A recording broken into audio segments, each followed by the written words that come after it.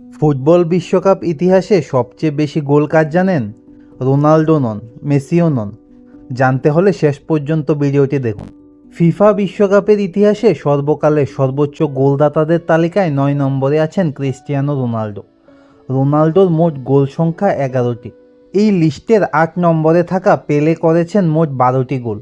7 নম্বরে জাস্ট ফন্টেন করেছেন 13টি গোল। আর 6 নম্বরে হ্যারি কেন এবং 5 নম্বরে জার্ড মুলার দুজনেই মোট 14টি গোল করেছেন। 4 নম্বরে আছেন ব্রাজিলের কিংবদন্তি রোনাল্ডো নাজারিও, যার গোল সংখ্যা 15টি। এরপর 3 নম্বরে রয়েছেন বহু বছর বিশ্বকাপের সর্বকালের সর্বোচ্চ গোলদাতার রেকর্ড ধরে রাখা মিরোস্লাভ ক্লোজা, তার গোল সংখ্যা 16টি। 2 নম্বরে আছেন সর্বকালের সর্বসেরা লিওনেল মেসি, তিনি মোট 21টি গোল করেছেন।